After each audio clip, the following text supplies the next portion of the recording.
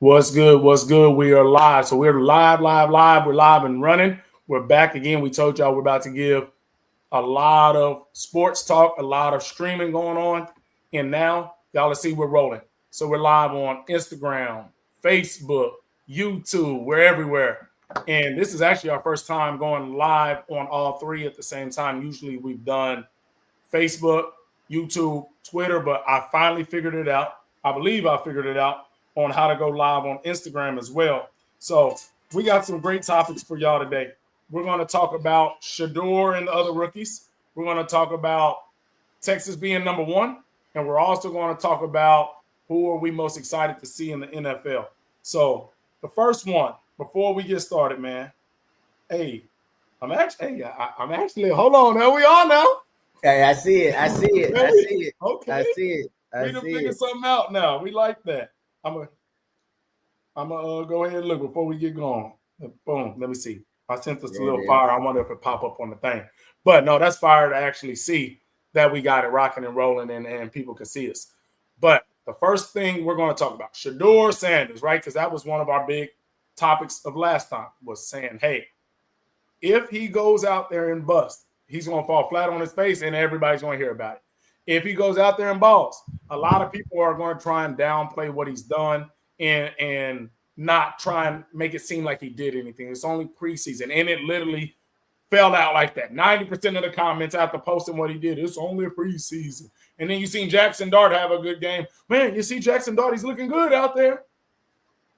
Right? You see Cam Ward and right, it wasn't even a black-white thing because Cam Ward 5'8". Cam did his thing. Cam Ward, man, he looks really, really good. But Shedeur, hey, he didn't play against nobody once again. But I'm excited, man. I love what I saw. He was very, very, very poised. He came in with his swag. His teammates was playing his music, right? He felt comfortable. He threw it up. So I'm excited that even with them feeling like they had to humble him, he said in the press conference at the end, ball is ball. And I've never had a problem with ball. And he didn't look like he had a problem on Friday. How you feel about the game? You know what? I'm man enough to say when I'm wrong. And remember, I went under on him on the passing yard, so I was right. He went under. But yeah, we got that. We got yeah, that. Actually, got that part. But when he before came we go further, we hit on the under on him and the over on who was he going with? you went over Young, on Bryce Young. So Bryce if you Young. Yeah, took you the went two over on pick, Bryce you Young. would have hit. Yeah. We hit. So I remember you sent me the video of him walking in with his entourage and the music playing in the background. And I immediately was like, oh, here we go. Here we go. He finna mess up. He finna mess up. But when he got out there on the field and he got to the ball, he delivered. He looked amazing out there. He looked better than expected because, I don't know why. I love Cam Ward. But I still, I'm rooting for Shedeur, but I wasn't sure if he was really gonna, take it to the next level. And he took it to the next level. He looked like he belonged. He looked like he dominated. He didn't look like a fourth, fifth round quarterback. He looked like a top 10 quarterback, and he controlled the pace of the game. I feel like he on the scale from 1 to 10, I think he did honestly think like a 9. Yeah. I didn't see anything wrong with what he did. I was pleasantly surprised. Let me tell you the thing that most people are discounting though. What's that? Is the pressure that he was under. Mind you, we're not talking nothing about he's the number one pick. We ain't mentioned Cam Ward in the media. He's quiet, and that's good for Cam. But the pressure he was under, that was like a Super Bowl game. That was make the team or bust game. We're not giving you no more reps. Now their coach said that they're going to be giving a lot of reps against the Eagles, which is a better team. Hopefully they'll give them some reps with some of the ones that come in. But that was a lot of pressure to go out there and succeed. And not just, complete a couple of passes, but not to fall flat on your face, to throw touchdowns. And the first touchdown he threw going to the left with the back pedal, that was the dot. That was the dot, man. Yeah. Let's actually bring up. So we got this on the page. So we'll go to the top. So we seen Shedeur stuff go. His stats were 14 of 23, 138, 2 touchdowns, 4 carries for 19 yards. I was actually excited to see that he was getting out of the pocket with the ball and making some runs. There was a couple of times he held on to it a little too long, could have thrown it away, but he got rid of the ball for the most part really, really good. And then you had Jackson Dart, 12 for 19, nothing crazy, but 154 and a touchdown. I think Jackson Dart has a chance. I'm not sold on him, but I'm not thinking that he's just going to be, trash or anything else about that. What did you think about Dart's performance? One thing I wanted to highlight about Shedeur is no turnovers. Yes. Okay. That's what he's been great at. Yeah, and I wanted just that's important. Now, let me talk about Dart. I'm sold on Dart. Okay. I'm sold. Okay. Should he have been drafted before Shedeur? Honestly, I don't know. Yeah. I don't know. Because I've been watching that kid since he was at Ole Miss, and he can sling it. Yeah. He can sling it. He is a gun slinger. Reminds me of a little Brett Favre-ish because he can get a little reckless, but he is not afraid to throw the ball. I like Jackson Dart. I think he's going to end up being the starter midway through the year. He got in game. He did exactly what I expected him to do. I actually took the over on him for yards, and he could sling it. Him out there with Malik Neighbors, I think they're going to have a really, really good connection. I was pleasantly surprised. How long do you think it is before he can get on the field behind Russ? And I think he should actually be third string just because you give him the opportunity to grow, because you do got a guy that can get the ball to receivers in Jameis Winston. Here's the thing about Jameis. Jameis had his opportunity. We know what we're going to get out of Jameis, okay? Yeah. The whole point of drafting Jackson was to develop him. So I don't think he should be third string because he definitely needs to get the reps, the quality reps, but he doesn't need to be the first string because he's playing in New York. It is a high-profile town, city, or whatever, and they aren't going to win the Super Bowl this year, okay? Right. So he doesn't need to get in there and just get his brains blowed out. That's what you brought Russell Wilson in, okay? Let Russell Wilson do that and just bring Jackson Dart in just to bring him along, let him learn the playbook, let him build his confidence. And then when the time is right, kind of like Michael Penix, how they did with Michael Penix last year. When the time is right, insert him into the offense. That's what I think is the great. Even if you did the Patrick Mahomes situation where he sits the first year and then you bring him out next year. And that's what I'm meaning. Like put him at, like I said, there's no point of putting him, even if he's close to Jameis. Like let him figure it out, because the biggest thing that I've noticed in a quarterback, of a good young quarterback, is when they're out there early and they don't succeed, it's like they never come back. Right. So my thing is, if Russ starts blowing it up, let Jameis go out there. We know he's going to at least throw for 1,000,000 yards. You ain't going to win the games regardless. So he's going to be throwing his picks. But you can let Jackson Dart say, let me learn this system. Let me become an NFL player. There's no pressure on me because, one, you're in a position where many, many guys have tried and failed, right? Especially young guys. But you're in New York, the biggest market, so they're going to be frying that young man. So that's why I think it's going to be better for him if they just be like, hey, it has to be the worst of the worst for you to get in this year, man. Just enjoy being a rookie, figure out what you got going on, and from there, next year, depending on what Russ does, because then we'll move Jameis out the way, because now you've been here for a year. Depending on what Russ is looking like, he might get another year if he throws it around. But if not, you're our guy. But as soon as Russ is gone, I think he only gets 2 years max anyway. But I think if there's something to say about saying, you know what, I get to go into this game fresh. I'm not stressing. I get to learn how to be an NFL quarterback. And then from there, next year, I'm prepared to rock and roll. So our next guy was Cam Ward. 5 for 8, 67 yards. I watched it, man. He's still very, very poised in the pocket. He just sits back there. I've never seen nobody, especially in college at Miami. I feel like he was flexing and stunting a couple of times when he was just standing back there like he was this interested in Miami, just because Cam is the dude that tells Shedeur not to flex, but Cam flexes in the I'm not bothered, this is easy way. Like if you really watch Cam, he got his own way of flexing, of just showing like how comfortable he is any place, like y'all can't bother me. like in the things, right? They'll show them coming up to the line.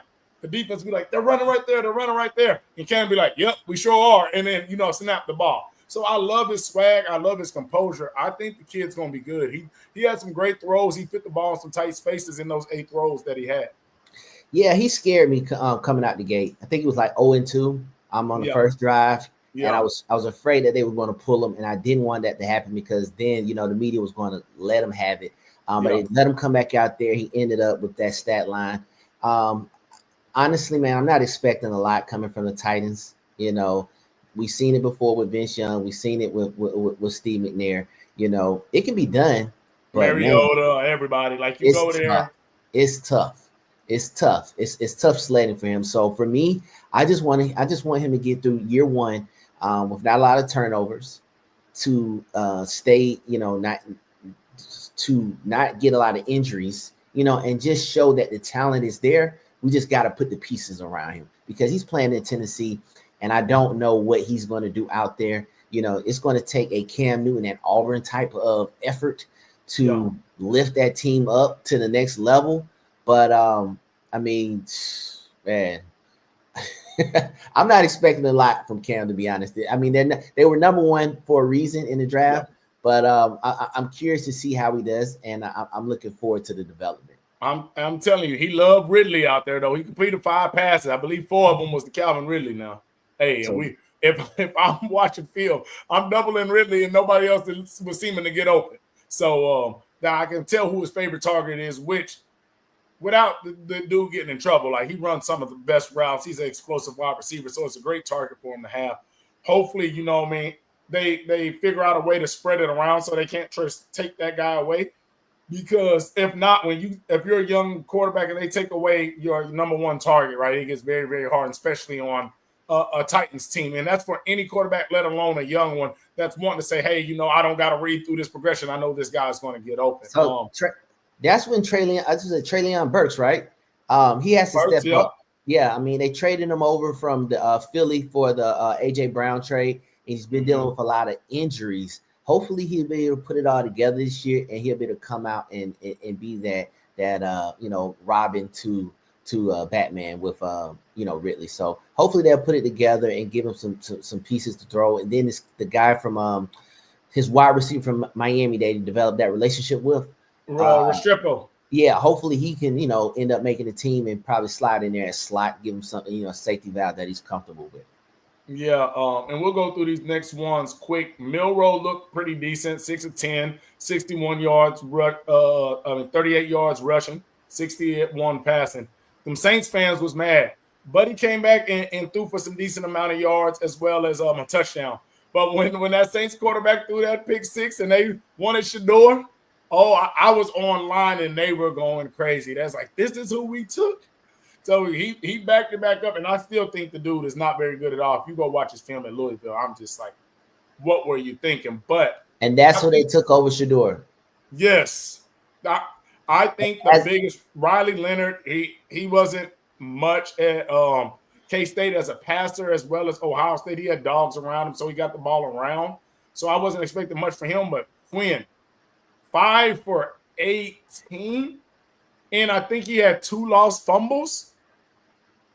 You got Quinn. So Carson Beck got $4 million guaranteed, I believe, from Miami, with up to $6 million in incentives. 4.2, 4.3, something in there, but it's $4 million and up guaranteed.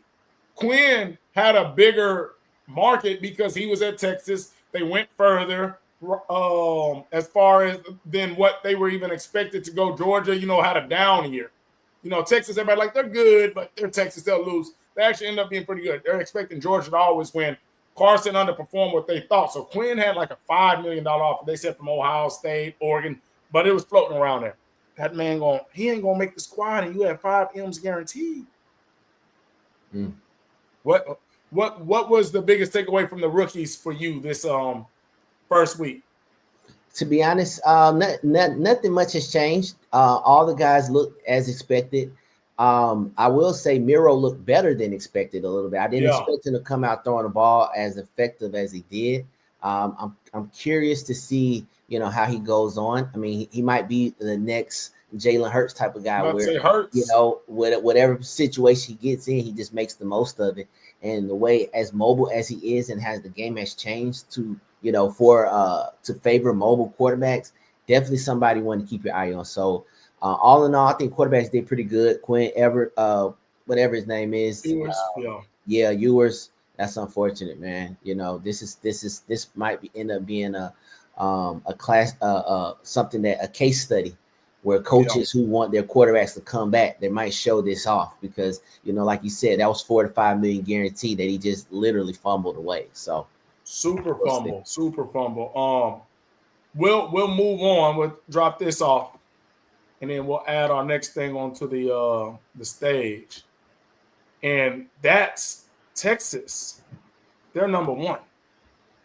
They are number one in the college football preseason rankings, right? AP top 25 prediction. You got them of what they're saying they're going to be Texas number one. I seen So I seen Texas, Penn State, Ohio State, Georgia, and all these teams, right? We expect the Clemsons, the Oregons. Do you think Texas is deserving of that spot? The reason why I think it's risky is because they lost two really good receivers, right, last year. Mm-hmm. They've lost running backs. They lost a quarterback, and you got a guy that's unproven. I like Arch, but I'm not in love with him. I think the infatuation with Arch is that, one, his last name's Manning, but two, they think he's the first Manning that could run. When he took off on that long touchdown, that's when it blew up even more. Man, he's an athletic Manning. Are you sold on UT being at the top? It's not that I'm really sold on them being number one because of the talent level, but it's just, why not? If you look at the guys behind them, who stands out? Yeah. I think, to be honest, if I'm doing it, I think I'm going with Ohio State at number one. They're coming off the national championship. And to be honest, they're not losing much at their most important position, which is quarterback. Right? Think about it. You're not taking a real step down for Riley Leonard. He won the job off of strictly, he's a veteran guy.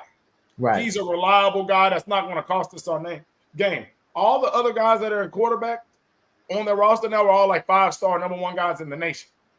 Between the four of them that they got on the roster, somebody got to be good enough to throw the ball with their eyes closed to Jeremiah Smith and the rest of them boys. Now, they did lose Ibuka, but they still got, once again, 4 other number one wide receivers in the nation on their squad, right? So I think with what they bring in every year and where they've been at, that you got to put them at number one. They still got Caleb Downs at safety. They still got some of their linemen, right? They still got these guys. Yeah, Ohio State. I forgot about Caleb. Yeah, they're number one. They definitely should be number one. Yeah, because honestly, these guys. Because I'm like you, I'm not sold on Archie yet. Yeah, so that's what I feel. And then everything else from there obviously is what it is. But I don't think that Texas should be in front of Ohio State. I also never care about Penn State being in the top 3 because they can't beat Ohio State or Michigan. So might as well just put wherever Penn State is, whoever is the lowest between Ohio State and Michigan, put Penn State behind them because they're never going to beat them. So I don't see much wrong with it just because it is a preseason.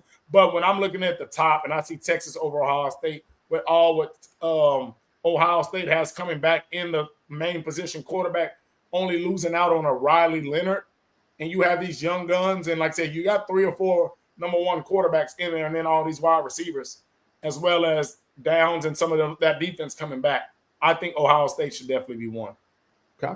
I'm curious to see where Clemson ends up. Dabo talking a lot. Dabo has been talking a lot, and when Dabo talks a lot, he's a front runner. He's number one front runner, so that means he got something good cooking up. He must know something. Yeah, he knows something. So keep an eye on Clemson. Clemson. Bama at 8. I can see them being about there after their season. Arizona State had a good season last year, so they got them up there at 12. Illinois, that's a nice little rank. That might be the highest they've been in a while at 11 to start. Wow. That's a Yeah. one. And then everything else just pretty much falls into place. One notable thing that they did leave out was and I'm not mad at it. Colorado didn't make the top 25. They finished right in the top 25 at the end of the year. But you lost Shedeur, Travis Hunter, Jimmy Horn, Wester. You know what I mean? Yeah. And they were winning a lot of games off of talent. So I'm not mad about them not being in the top 25. All right. And our last topic we'll go over is NFL. Who are you most excited? Is it a team? Is it a player? What got you excited about the NFL season this year? First, I'm just happy NFL is almost here. You know, just dealing with basketball and baseball, man, it makes you appreciate once football season rolls around. But I'm curious to see, man. And maybe I'm a little bit biased. I'm a homer. I want to see the growth of Michael Penix. Okay. You know, I want to see what does he have what it takes, because he has the tools around him to be successful. You know, you have a top 5 running back, you have a top 10 receiver, you have a tight end that has the talent. Yeah, he just got to lock in. He just got to put it together. Yeah. You know, and you got Mooney, you got some pieces there where I feel like if Jaden Daniels had that, he would maximize it, you know. And I'm curious to see, is Michael Penix more Jaden Daniels, or is he more, you know, Trevor Lawrence, a guy who has the tools but never really put it together? Because I feel like if I had to guess, I'm going to go Penix is closer to Tua than Daniels. Right? I feel like he's like not a big arm, not a fast guy, both lefties, like not tall. Like they got enough to get it done with guys around them, but I don't know if it, like Jaden Daniels has a great arm.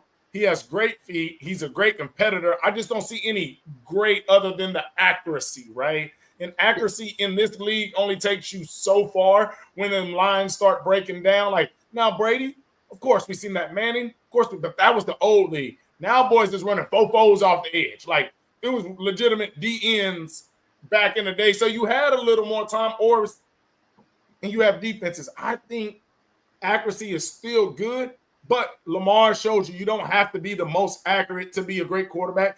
Josh Allen isn't the most accurate to be a good quarterback.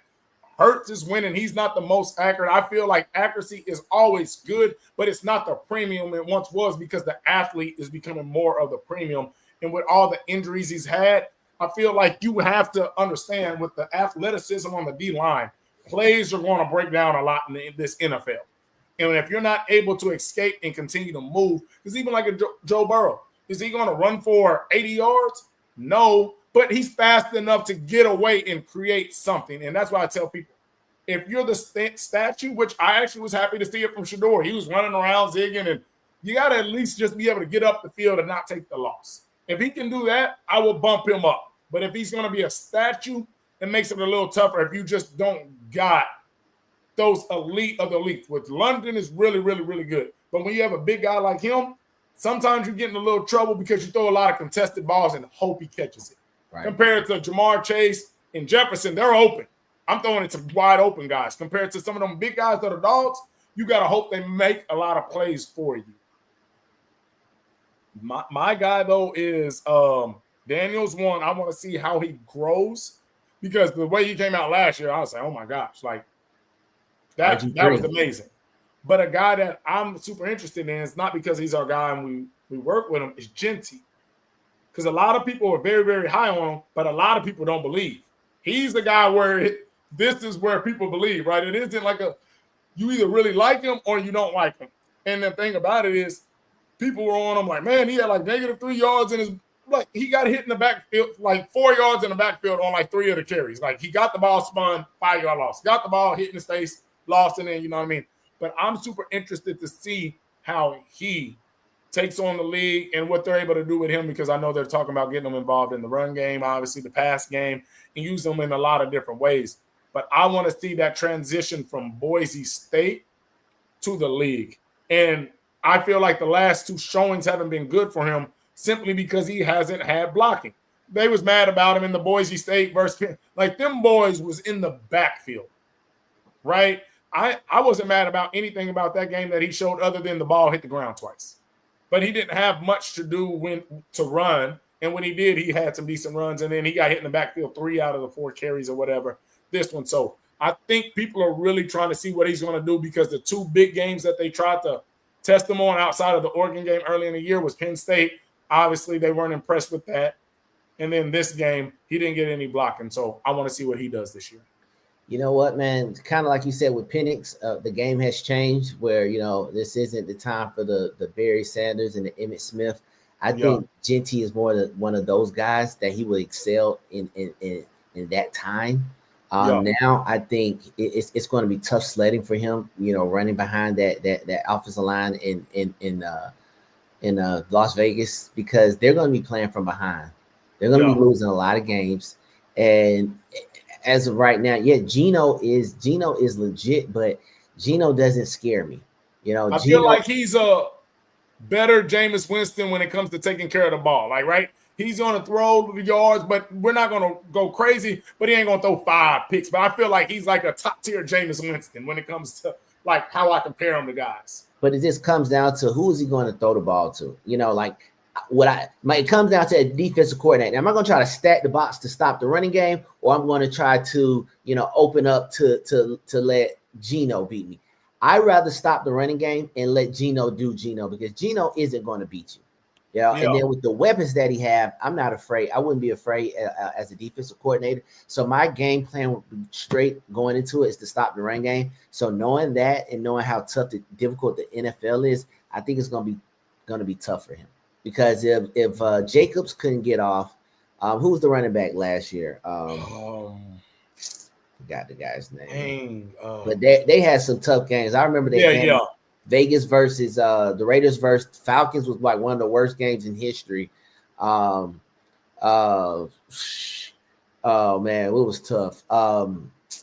So yeah, we'll see. Like I said, I'm very interested to see. Like I said, I feel like he has the talent. I just feel like it's going to be tough sledding, right? And it's always so funny because I talk about it every year. That top 5, top 10, feel good. You're going to get a little more money up front.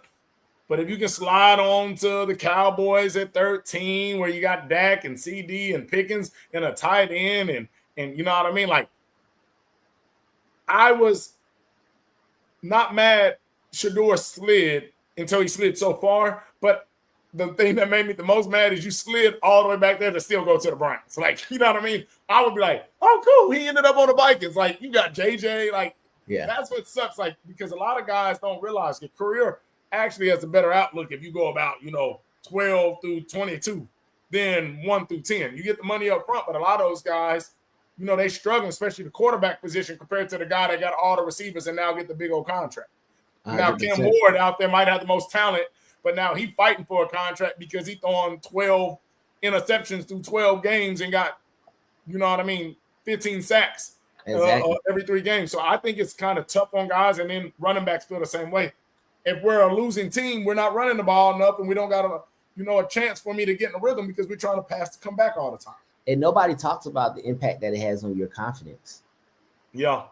So, and that going that high and, not performing. So, like you said, man, I'm curious to see how these guys do. I'm rooting for all of them. And we'll see what happens. Bet, man. Hey, I hope y'all enjoyed the episode. Make sure y'all like, y'all subscribe. Hey, also, when we get closer to them weekend games again, we're going to be dropping more picks. We gave y'all the Shedeur and the Bryce Young pick. If you took it, you took it. If you didn't, you didn't. But we'll keep dropping those picks. Make sure y'all like, subscribe, share with some friends and family. We out.